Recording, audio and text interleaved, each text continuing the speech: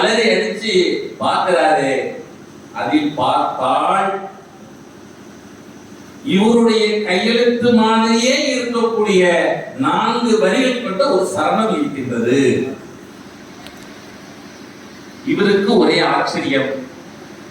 பல்லவி மட்டும் தானே நான் எழுதினேன், சரணம் எப்படி வந்தது, அதில் என்ன எழுதி இருக்கின்றது, என்ன எழுதிருக்கு? நமக்கு எல்லோருக்கும் தெரியும், ஒரு பச்சை கலர் புத்தகத்திலே பல சினிமா பாட்டுகளின் மெட்டுகளிலே அமைந்திருக்கும் பாடல்களை எல்லாம் எழுதியவர் யார்? தெய்வ திரு சதாசிவம் ஆசிரியர் அவர்கள். இப்பொழுது இருக்கிறாரே குரு திரு சிவலிங்கம் பாடகர், அவர்களுடைய தந்தையார். அவர்கள் காட்டிலே வேலை செய்து கொண்டு இருக்கிறார்கள். அப்பொழுது ஒரு அம்மையார் வந்து அவரிடம் சொல்கிறார்கள், சதாசிவா உன்னை சாமி கூப்பிடுது. அப்பொழுது அவர் கூறியிருக்கின்றார், சாமியிடம் போய் சொல்கிறது வேலை இருக்கிறது, நான் வரவில்லை என்று. அந்த அம்மாவும் போய் அப்படியே சாமிகிட்ட சொல்லிருச்சு. சாமி சொன்னாராம், 4 வேதத்தையும் உனக்கு கொடுத்திருக்கிறது என்று சொல் போதும் என்று சொன்னார்.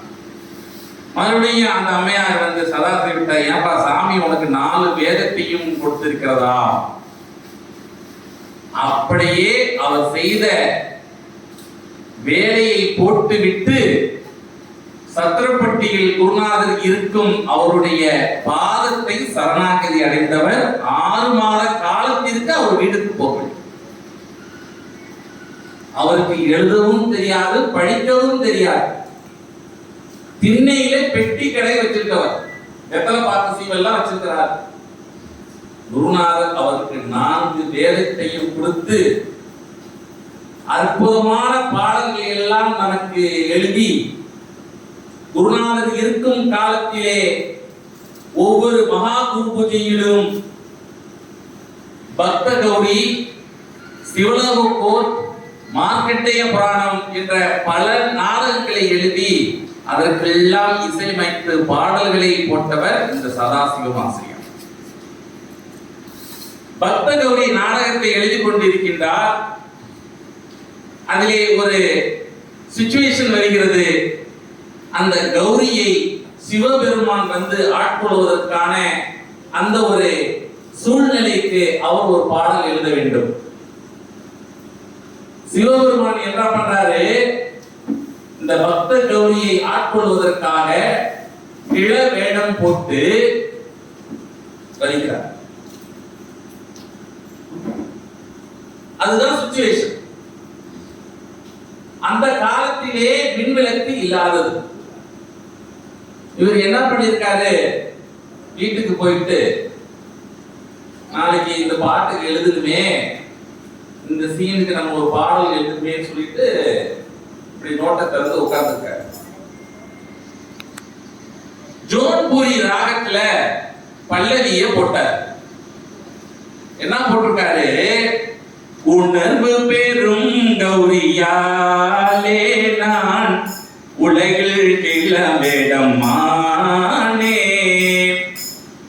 அவள் அன்பு குணமும் நிறைந்ததாலே, அவள் அன்பு குணமும் நிறைந்ததாலே கௌரி கூப்பிட்டு அழுகிறதாலே.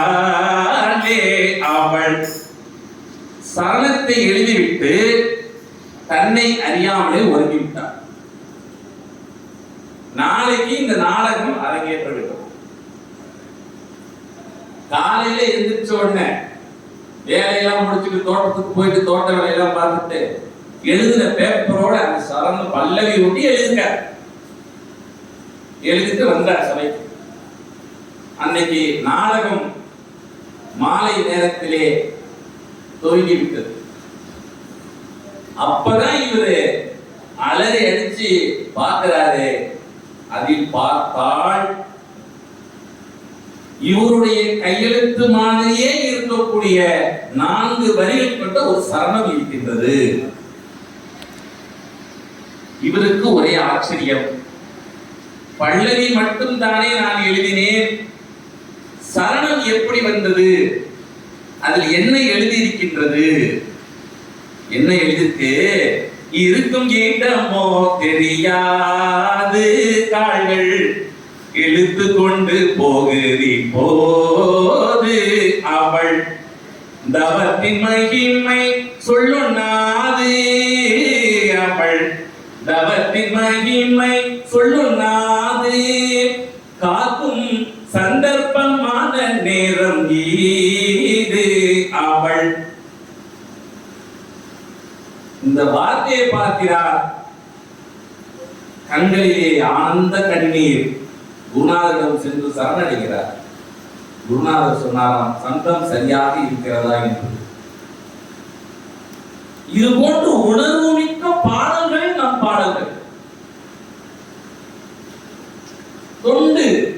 தொண்டுதான் முக்கியம். தொண்டு ஒன்றே என் கடமை. நண்பர்கள் செய்வதெல்லாம் பார்த்தீங்கன்னா அப்படி ஒரு அருமையான தொண்டு. நம்மளுக்கு நல்ல உடம்பு இருக்கு, இருந்தாலும் தொண்டு செய்வதற்கு நாம் யோசிக்கின்றோம். சபை என்பவர்கள் சில பேர் இருக்கிறார்கள், ஊனமாக இருக்கிறார்கள், இருந்தும் வந்து தொண்டு செய்கிறார்கள். அப்பொழுது ஒரு அன்பர் சொல்கிறார், ஏனம்மா இப்படி ஊனமாக இருக்கின்றீர்களே, ஏன் தொண்டு செய்தீர்கள்? எங்கேயாவது விழுந்து விடுவீர்கள், சற்று போய் அமருங்கள் என்று. அதற்கு அந்த அம்மையார் சொல்லியிருக்கிறார், இந்த நிலையிலும் தொண்டு செய்து எனக்கு சிவகதி கிடைத்தால் அதுதான் குரு தொண்டு என்று சொல்கிறார். இப்படியெல்லாம் நண்பர்கள், ஏன்னா அவங்க உணர்ந்தாங்க, தொண்டை பற்றி உணர்ந்து உணர்ந்து உணர்ந்து நெகிழ்ந்து நெகிழ்ந்து நெகிழ்ந்து காயம் மனம் வாக்கு மூன்றிலும் குருநாதருடைய அந்த திருநாமத்தை சொல்லும் போது நினைக்கும் போது நமக்கு ஏன் முக்தி கிடைக்காது என்று நாம் நம்மை நாமே கேட்டுக்கொள்ள வேண்டும். நாம் எல்லோரும் ஒன்றே ஒன்று செய்ய வேண்டும். எப்பொழுதெல்லாம் வாய்ப்பு கிடைக்கின்றதோ இது போன்ற மகா குரு பூஜைகளை கலந்து கொண்டு சத்குருநாதர் அருளிய அந்த வாக்குகளையும் சத்குருநாதர் அருளிய அந்த ஆன்மீக கருத்துக்களையும் உள்வாங்கி நமது சிந்தையிலே வைத்து அதை சிந்தித்து சிந்தித்து சிந்தித்து நம்முடைய காயம் மனம் வாக்கு மூன்றையும் அவனிடத்தில் சரணாகதி அடைந்தால் நமக்கு இந்த பிறவியிலேயே முக்தி நிச்சயம் கிடைக்கும் மற்றும் நம் குலம் செழிக்கும் என்று கூறி இந்த அருமையான மகா குரு பூஜையிலே குருநாதருடைய ஆழ்ந்த கருத்துக்களை எனக்கு பகிர வாய்ப்பு அளித்த இந்த நாகர்கோயில் சச்சிதானந்த சபை நிர்வாகத்திற்கும் மற்றும் வந்திருக்கும் அனைத்து கிளை சபை அன்பர்களுக்கும் நன்றி கூறி விடைபெறுகிறேன். நன்றி, வணக்கம்.